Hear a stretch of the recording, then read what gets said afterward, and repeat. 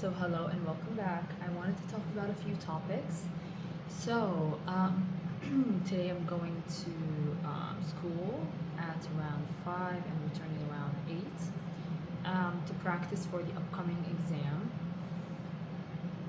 Um, I wanted to talk about the following, is that there's a lot of like voices and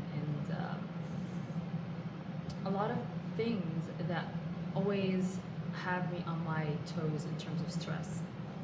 And stress causes multiple other secondary emotions, such as sadness and all these things. But you wouldn't be as stressed if you know that God is with you along every step. Every step of the way, there's no need to stress. He's given, and all that you have is given from God.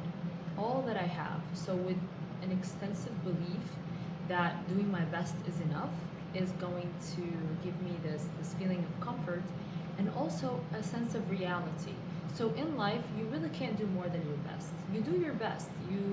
There are things that happen that are outside of your control, and that's the beauty about life, is that it's not heaven. So you must enjoy it, and at the same time, you must remember to minimize your time on the phone. Make sure that once you're starting to do any type of research, that you're always telling yourself, by this time I'm getting off. Otherwise, you're going to be spending all your time on the phone. You're not experiencing life. You're just not feeling too well. Thing number two, and I'm being very, very transparent. I definitely think that in certain situations, some cohorts or some groups of people are not very welcoming of a person or of you or whatever. And it happens between cohorts. So like one cohort, and I'm sure for the people who are outside of the realms of high school understand this, that sometimes you go into a place, they really don't like you, and you go into another place and they really like you. But what I really realize is that anything extensively above or below average is always an outcast. This is how outcasts are made.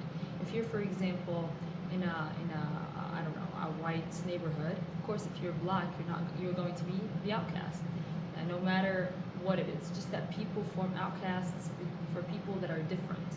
And the more I live, the more I see that this is a phenomenon that and just remember, averages and people in the middle that are not in the outliers, they always clump together.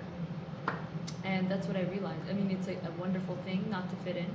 It's a wonderful thing to sometimes, especially if you're an outlier in the positive, you're going to not be very liked. You're not going to be very, and people will come after you. That's the difference between being a positive outlier versus a negative outlier. And there are no negative outliers, but it's just that they're very different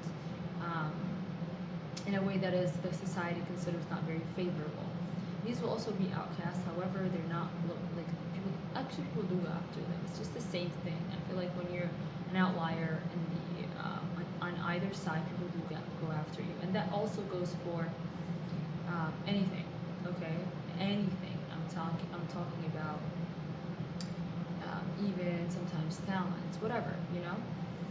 And when you're doing better than the class, when you're actually the smartest kid, just always this thing where if you're of average intelligence, of average appearance, of average anything, you're going to fit in quite well if you're just average. So, and that's not an insult, actually, that's just the truth. One other thing that I wanted to say is that you need to understand that if people, let's say people around you, if they don't start the hello, then you don't start the hello. Period.